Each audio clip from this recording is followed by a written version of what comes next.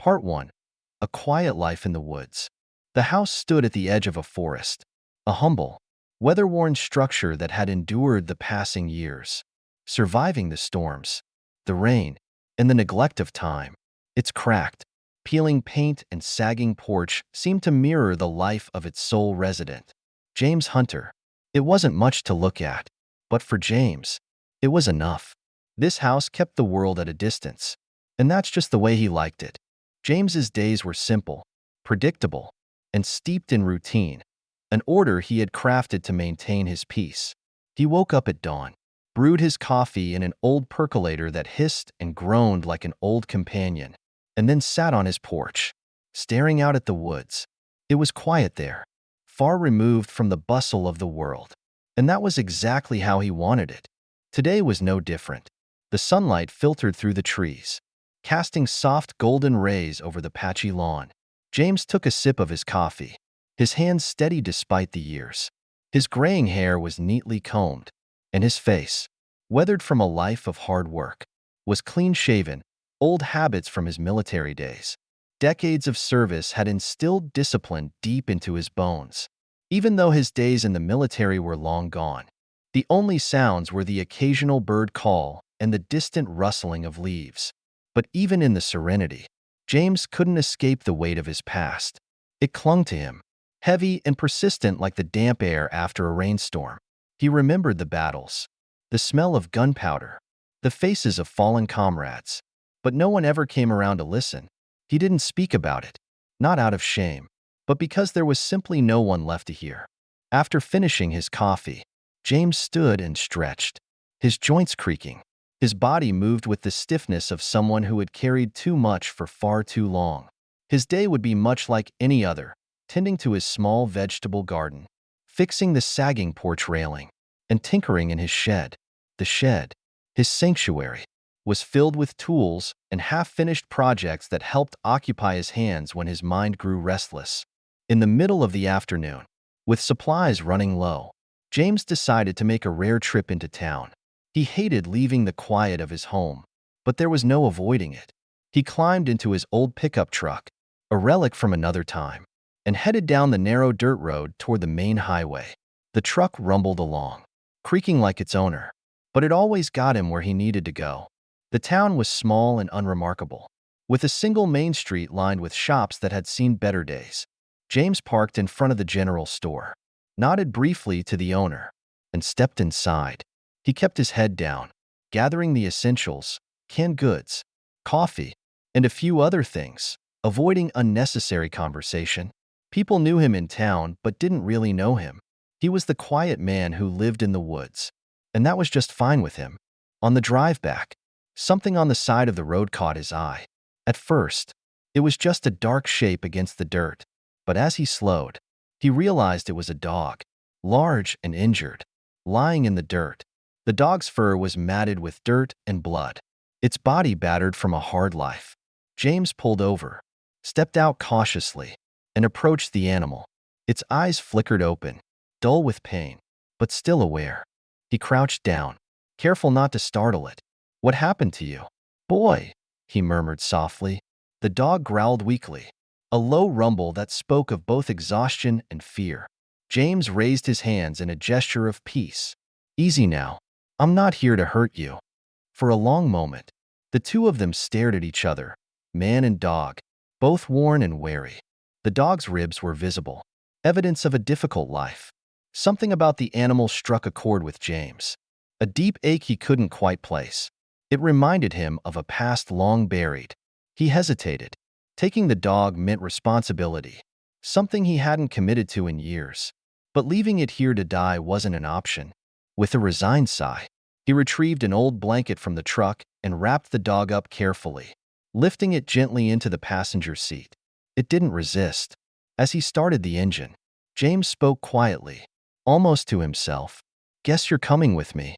The dog, weak and weary, lay down, its head resting against the edge of the seat. The drive back to the house was silent, the dog barely moving except for the occasional soft whine. As James glanced over at the animal, he couldn't help but notice the scars across its body. This wasn't just any stray. This dog had been through something violent, something that, deep down, James understood all too well. Part 2. Unlikely Companions. Back at his house, James laid the dog on an old quilt in the corner of his living room. He fetched a bowl of water and some scraps of food, setting them within reach. The dog sniffed at the offerings but didn't eat. It simply lay there, watching James with a mix of wariness and curiosity. As the day turned into night, James found himself sitting on the floor beside the dog, talking to it softly, as if sharing something only it would understand. "You've seen some things, haven't you?" he said, his hand resting lightly on the dog's uninjured side.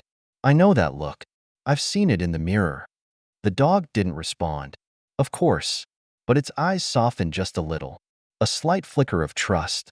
James sat back against the wall, letting the silence settle around them. For the first time in years, the house didn't feel so empty. The dog's presence, quiet, constant, was a comfort, and as he drifted off to sleep later that night, James found peace in the company of his new companion. Part 3. A Rising Threat. Morning came slowly, and when James woke, he felt stiff from the hard floor, his neck sore from where he'd fallen asleep leaning against the wall. He glanced over at the dog, who hadn't moved much during the night but was breathing steadily, thankfully. A good sign. After a quick check of the dog's injuries, James got to work, splinting its leg with an old broom handle and bandages from a dusty first aid kit. The dog flinched but bore the pain quietly, a stoic resilience James couldn't help but admire. As the days went on, the dog, whom James began to call Rex, began to heal. The two of them settled into a quiet rhythm. James did his usual chores while Rex, still cautious but growing stronger, kept a watchful eye on everything. His discipline and training were evident in the way he moved, as if he had been trained to serve, to protect. James often spoke to Rex, sharing memories and thoughts he hadn't expressed in years. It felt natural, and though the dog didn't respond, James could feel a deep, unspoken connection between them. Rex had been through something terrible, something violent, and James suspected that their pasts might be more alike than he realized. But peace, as always, was fleeting. One afternoon, while James was working in town, trouble found him. Part 4. The Biker Gang. The roar of motorcycles broke the usual peace. James's truck was parked at the local gas station when a group of bikers, 5 men wearing leather jackets with patches, pulled into the lot. They were loud, brash, and filled with an arrogance that made James wary. He kept his head down, minding his own business. But one of the bikers, a tall man with a snake tattoo, spotted him and called out, "Hey, old man." The biker sneered. "Lost your way to the retirement home?" James stiffened but didn't respond. He wasn't looking for trouble, and he knew the best way to avoid it was to keep to himself. But the biker wasn't satisfied with being ignored. He stepped closer, mocking James for his silence. "What's the matter? You still think you're in the military? Huh?" The biker's words were laced with venom, and for a moment, James thought of walking away. But then, the biker grabbed his jacket, yanking him around to face the group. The others watched, amused by the scene unfolding. James's gaze remained steady, controlled. He wasn't afraid. He'd been through far worse. But he knew how quickly these situations could escalate. He tried to end it quietly. "I'm just getting my gas," James said, his voice calm. "I'm not looking for trouble." The biker laughed, clearly unamused. "Too late for that, old man," he sneered. He let go of James's jacket. But the message was clear. The confrontation had only just begun. The next days were filled with signs that the bikers hadn't forgotten him. Tire tracks, broken fences, and empty beer cans littered his yard. They were back, and they weren't going to let it go. Part 5. Defending the home front. One night, as the darkness thickened, James heard the unmistakable hum of motorcycles outside. They were back, and this time, they meant business. He grabbed his shotgun, ready to defend his home. Rex growled low, sensing the danger. Standing by his side, the bikers circled the house, laughing and shouting insults. They moved through the yard, damaging whatever they could. But they hadn't anticipated James's preparation. He'd set traps, reinforced the house, and was ready. As one of the bikers approached the shed, one of James's tripwires was triggered. A loud crash broke the silence, and James fired a warning shot into the air. "Get off my property," he shouted, his voice firm and commanding. But the leader wasn't intimidated. He sneered at James, then at Rex. "You think you can scare us off?" The biker took a step forward, gun in hand. James didn't hesitate. With Rex by his side, ready for action, they faced the challenge together. What followed was a battle of wills, a test of survival instincts, and a moment that would change everything. Part 6. The Final Showdown. The standoff continued through the night, but James's experience and calm under pressure won the day. Spike, Rex, stood by him, proving that not all battles are fought alone. The bikers, defeated and cowed by James's unwavering resolve, left, their arrogance shattered. They fled into the night, leaving James and Rex standing victorious. As they walked back to their home, the sound of the motorcycles faded away, but James knew this wouldn't be the last time. However, with Rex by his side, he felt ready to face whatever came next. Conclusion. A new beginning. Life, it seemed, had other plans for James. He had spent so long living in isolation, trying to bury the past.